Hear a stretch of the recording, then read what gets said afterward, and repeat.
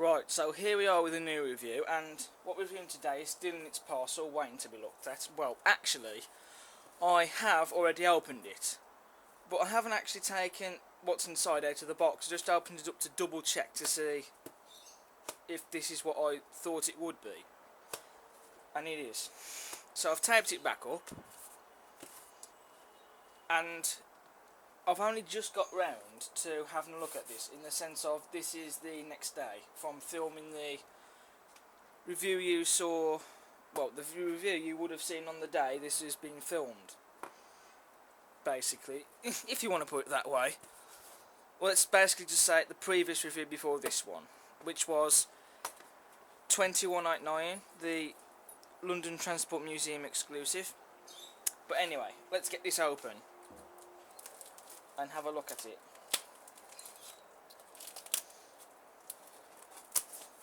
This model came from Ron Lyons, by the way. Okay, there we go. So it's open. So I just need to put the parcel away, and we've got all this tissue paper and bubble wrap on it. Okay, and so there she is. In fact, if we stuff this back inside here, then it'll be easier. Now all I need to do really is to pull away the tape. There we go. Now that was easy as well. I didn't even need to use these scissors. Well, not for this bit anyway.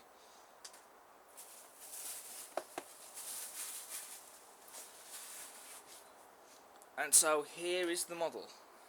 Now today's model we're having a look at is made by Bachmann, as you can see, and it's in the old box. And this is the first steamer to be bought for 2014. Well, actually, it isn't the first steam locomotive in the sense of it's my first steam loco I've bought, because the first one I bought for 2014, although it was pre-ordered in 2013, Duke of Gloucester, which hasn't arrived yet. This technically is the first steam locomotive for 2014 because this one has arrived, and it cost £67.50, but on the website they didn't charge us 50p for it.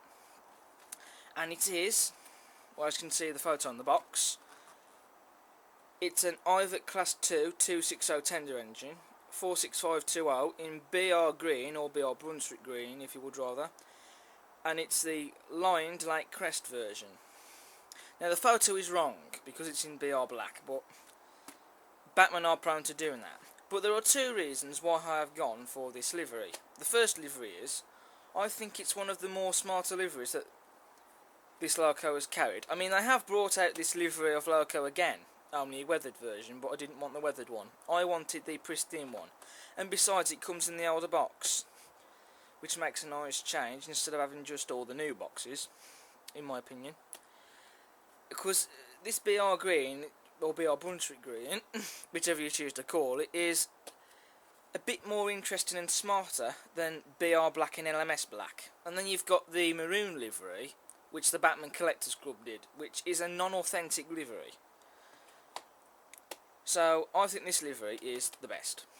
But the other reason why I've gone for it is because one of these Ivatt Class 2s appeared in the sitcom Oh Doctor Beeching, and it was in this livery, minus the Lake Crest. It had an early emblem, but it was still in the same livery, and in fact that one was 46521. This one is very close because this is 46520, so that is really ace. And I've only started watching Dr. Beeching, I must point out, and I think it's a very good sitcom.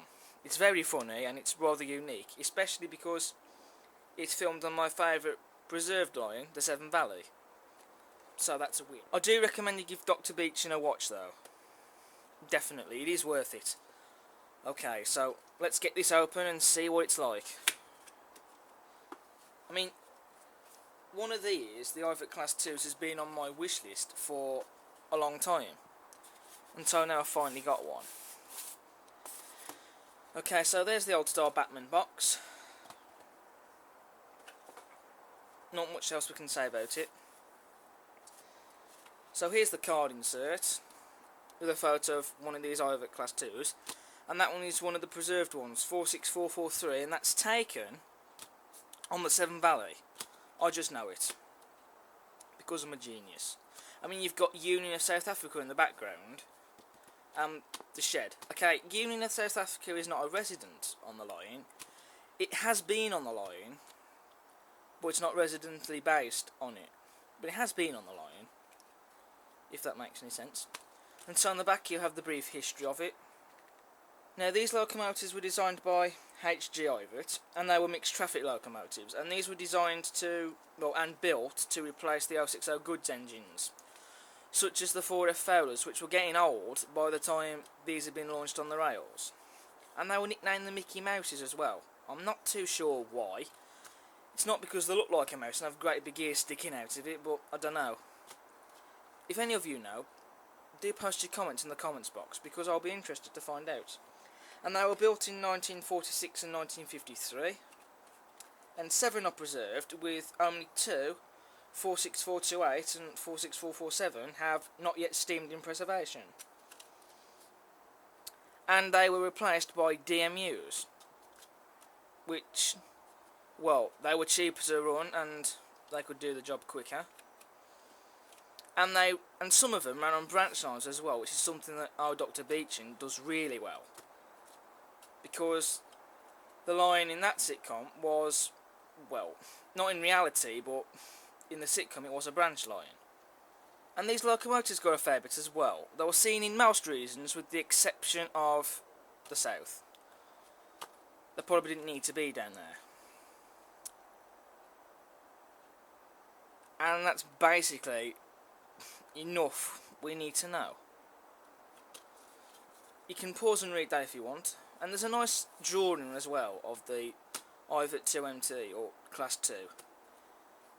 The brief history now is on the back of the boxes, so you don't get these card inserts anymore. But I do like these, even if they use the wrong photographs. And then here we have all the other gummage. The Collector Club flyer. We've seen that before. Here we have Consumer Guarantee. And then here we have the instructions for the locomotive, which will be the first in my folder. And it's pretty much the usual stuff. Running in, body removal, DCC, decoder fitting, lubrication, how to fit the cab details, etc.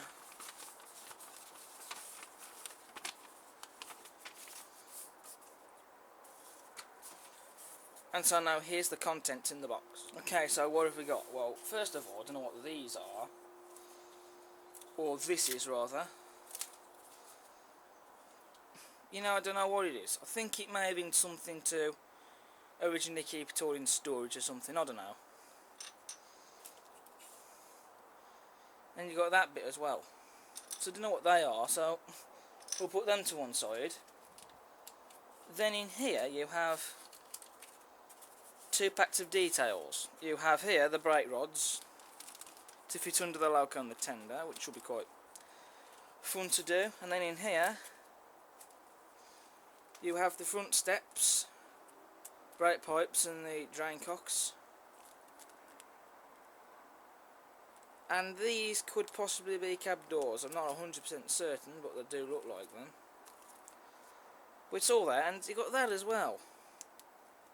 I've never seen that before in a detailing bag. But it's in there, if you need it. And so now we've got the locomotive, which is wrapped in this paper. So let's get it open. Get it open, sorry, get it out of the box. I was going to say, we've already opened it. Now at the moment it looks like a ghost, because of it being wrapped around in tissue paper. So, there's the polystyrene tray. Now how are we going to do this? Ah, there we go. Just ever so gently unwrap her. Oh wow, and there she is. There's the beauty itself. So I'll just put that out of the way and get rid of this.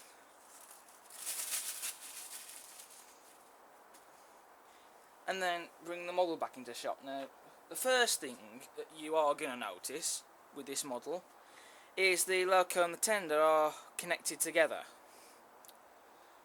So, to make it more easier, I will disconnect the tender from the loco. So, I will be back in a sec. Or back in a jiffy, whichever you prefer to say. Right, I'm back, and as you can see, I have detached the tender from the loco. Now, this is not an easy task, I'll be honest. It requires the usage of the loco cradle and these to carefully lift it out of the socket. I mean, to be fair, I'm not really keen on this idea of connecting the loco to the tender, but thankfully these are the only times in these reviews I disconnect the tender from the loco. And I do this because, and I've said it before, but I'll say it again to refresh your mind if you forgot. I only do this because it's easier to hold the locomotive and get to the detail. Because I really don't like the idea of holding the loco and the tender together at the same time. Because it's very awkward, and I want to prevent any disasters that could happen. Not that I want any to happen anyway. So, let's have a look at the model. Wow. Well, she's absolutely stunning. Just look at her. I mean, for granted, she would still be stunning in black, but just look at how marvellous she looks. And very handsome. I mean, where do we begin? Well, for starters, the sprung buffers, of course, as you would see. Some nice rivets on the buffer beam and this little hook to put a chain link coupling on if you want. And there's an M socket with a tension lock coupling put in it. So you can remove it if you want and replace it with your own, or just take it out and not put one in. I'll leave it in for the time being because I don't think I'll remove it, and if I want to, I can just simply take it out. You've got some nice lamp irons on the front there, and a builder's plate which is built at Swindon. Oh wow. And you've got the date as well, 1952, something like that. I'm sure it's 1952. Oh well, bad focus there. There's some nice lining on the cylinders, as you can see. The valve gear and the side rods and the link motion is very accurately all done, just like it would be on the real thing. And there's the wheels, of course, and the sanding gear. That's, of course, is where the loco connects to the tender. And you've got a nice chimney there as well. Then at the front you've got another lamp iron. The number plate, if you just let the camera focus.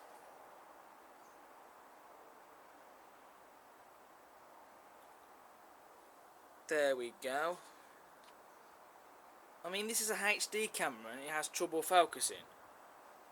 Right, there we go. So there's the number at the front, 46520. And you get some nice handrails there at the front as well. And the handles to open up the smokebox door. Now it doesn't open, but then it doesn't necessarily need to. You got these here, which are the neck holders, and you get some nice rivets on the smokebox. And then you get a shed plate as well, which says 89D. Now, I don't know where that is at the time of filming, so I will find that out. I would use my Nokia Lumia, but it's in for repairs after an accident the other day. Oops. So, give me a moment and I'll be back. Right, I've just found out the shed code and it's Oswestry. I think that's how you pronounce its name. I don't know, but that was the shed where this locomotive was based. You've also got some nice fine handrails going down the side there. And the warning signs. You get a nice dome there. Or two domes, should I say, rather. And the lining, just look at that goes around the boiler. That is just really nice. You can get the whistles and the safety valves on the top there. And the roof, there's some rivets on the top as well with a vent that doesn't open, but I've yet to see this from Bachmann. You get some glazing in the cab windows, where they should be, in the front and the side ones. You get some nice lining around the side of the cab, which has got rivets on as well. And there's the running number again, 46520. And the livery is spot on. The accurate green applied. Just look at that. And of course you've got the running board as well. And then if we turn to the back, look at that. You've got some painted cab detail. Now it's not the best because they've only painted the gauges and the turning wheels and the speedometer dial handle. Everything else is unpainted, but you could paint that yourself if you wanted to, but if you're going to paint the cab detail really at the end of the day, you should paint it all, and not just pick out these little bits like that. But it's not a major disappointment, but it would have been nice if they painted it all. But I might just paint the rest myself later. Or probably not, considering it's going to be connected back up to fixed to the tender. But it's still nice though. You get some nice rivets at the back here as well. You got some sandboxes there as well. And if you just gently spin her around, because I don't want to snap off the fine detail, the other side is the same level of detail and the same livery.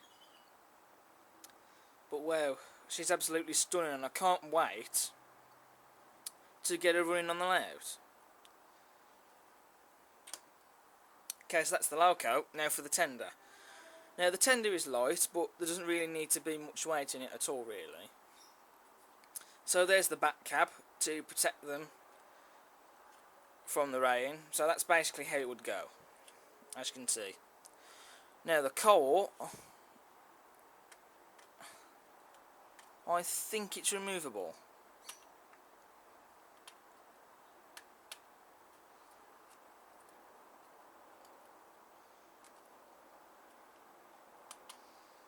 Hold on a second, I'll get a needle. Right, I'm back and I got a needle, and this is what I use it for. To pry it in between a gap. Here. Where the coal is. And there we go, yes, it is removable. It's not easy, I will give it that, but it is removable. So I will get some real stuff put in the tender after this video has been filmed, of course.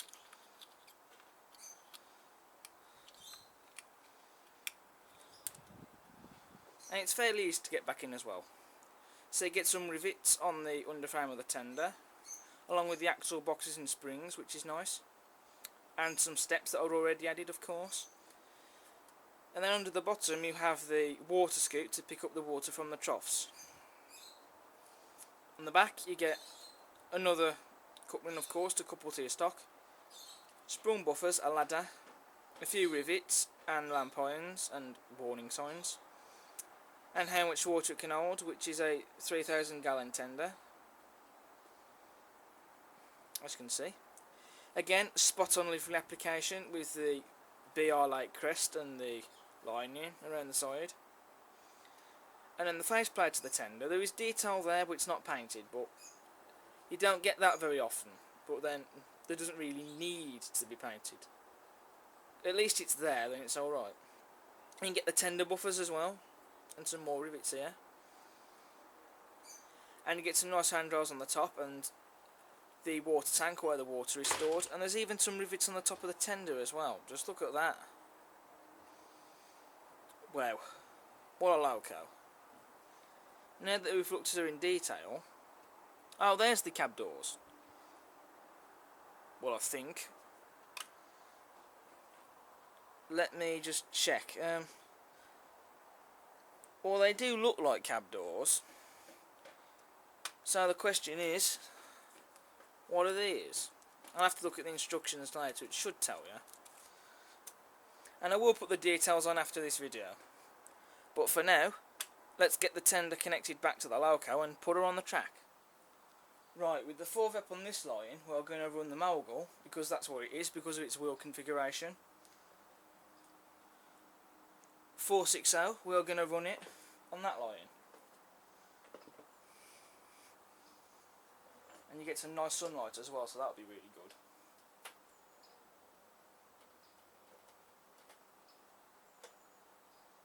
Okay, so she's on the rails.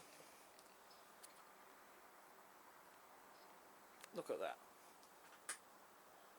Well, let's just give it a quick test backwards.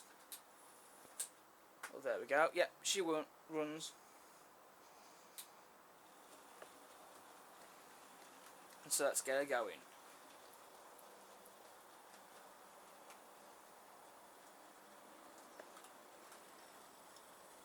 Well, she's running really, really well. And I forgot to mention, she's actually heavy as well. But just look at the sunlight. It shows the green up really, really well. I mean, this is not a high setting on the power controller, but I will back it up in a bit. So here she comes, passing the station.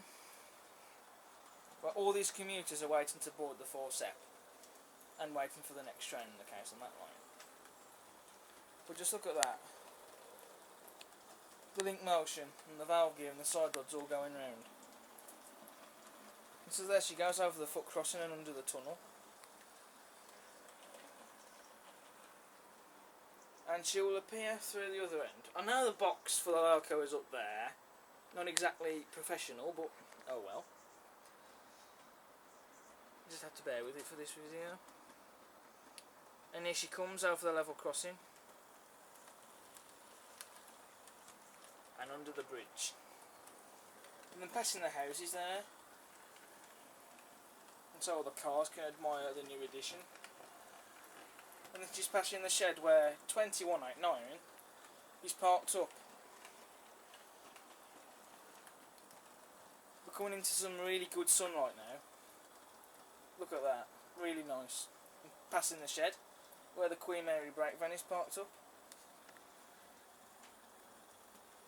And then of course passing the seaside, which is still like a ghost town, but there will be some people in there eventually. Right, well this is just boring old shunting speed. Let's get her going a little bit quicker, eh?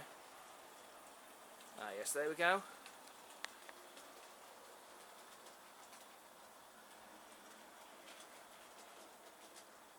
That's much better.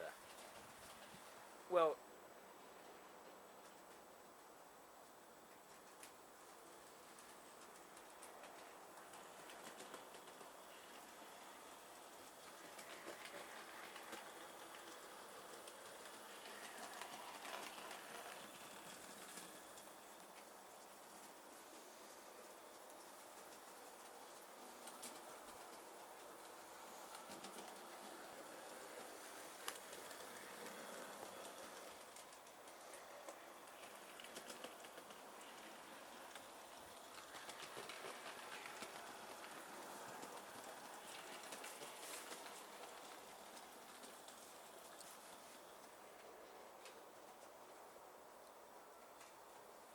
we need some sound effects, don't we, for the sound of the engine ticking over of the Class 20 here.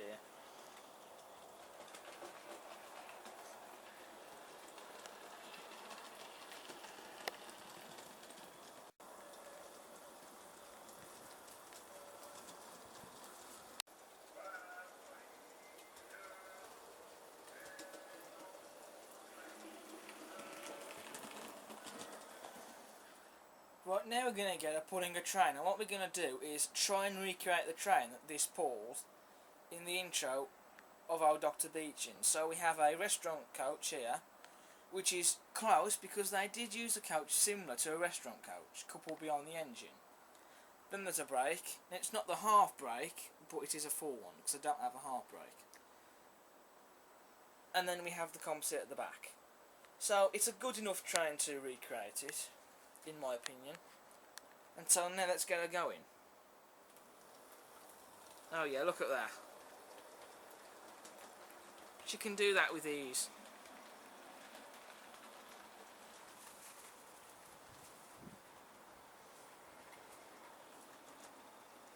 I've just got the Oh Doctor Beeching theme now playing in my head.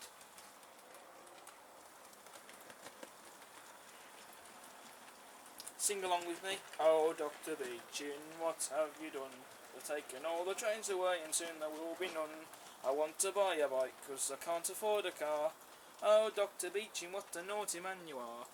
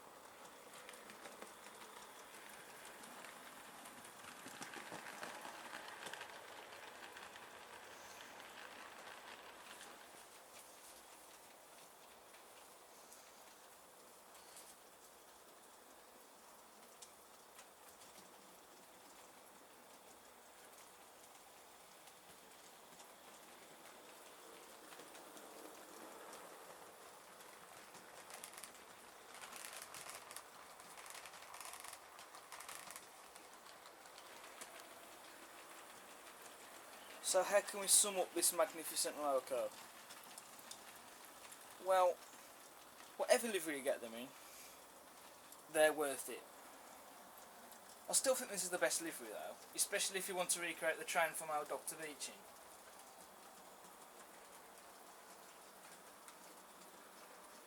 She's just so gorgeous though.